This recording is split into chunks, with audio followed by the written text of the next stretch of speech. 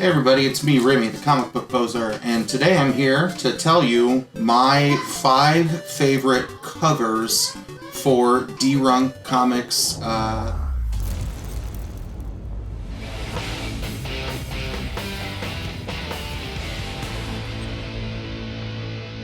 of sharing out their favorite covers, their bangers, as Biggie would say.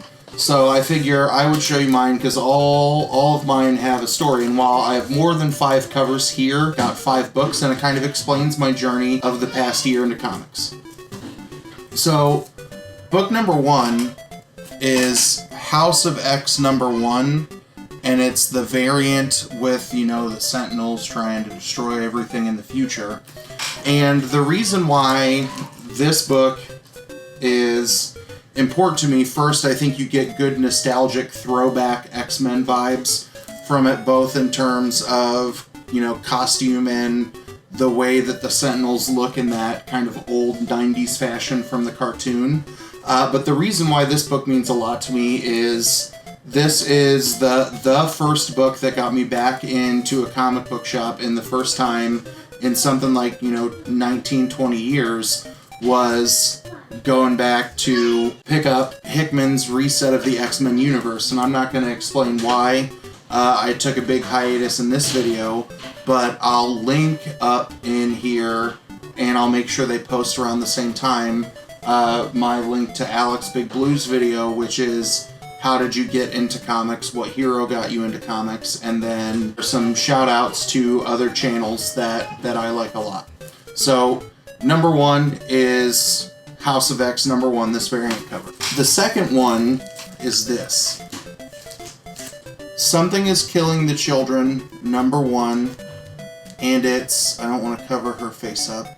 I think this is the Jen Frisson variant, and I was barely knowledgeable enough to know what variants were at the time, but I went to go pick up Something is Killing the Children when number 1 came out, and this is one of the first books I reviewed on my blog, and I remember writing about this cover because if you open it and you're reading the first page, you can kind of see the silhouette of this woman who we don't know who she is or why she is so, you know, her knife is so bloody, why she's rocking that mask until the end of this book, but just kind of the specter of her bleeding through the front cover page is something that's kind of haunting, and it's something that's really cool. This comic, or this variant, has blown up in value, which is cool. I don't think this is a book I'll ever sell. This is one of the books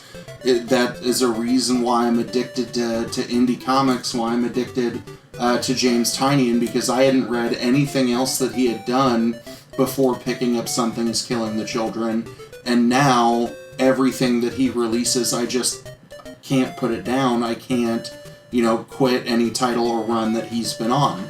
So that's number 2, and I think that's actually maybe the coolest cover in my collection, period.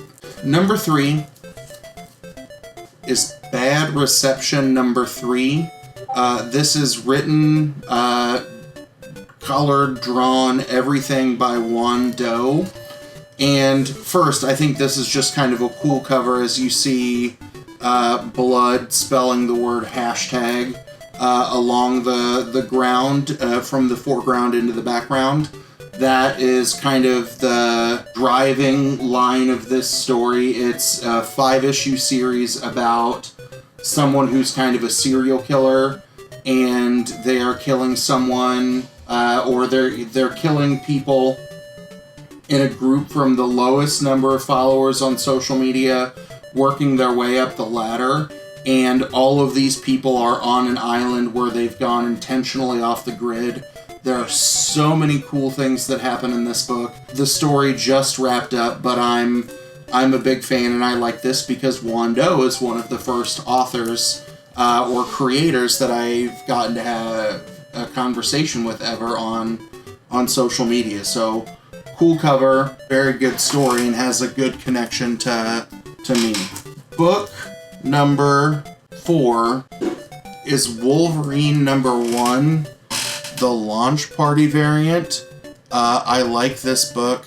I like what Percy is doing with Wolverine, but I also just kind of connect to this cover. I always sound sad and grumpy, so I really feel like this is an externalization of how I really feel on a normal basis. But big fan of what Percy's doing on Wolverine, and I can't remember who the artist on this cover is, but I think the launch party variant is a cool one. I lied. I said I have 5, but I've got 6.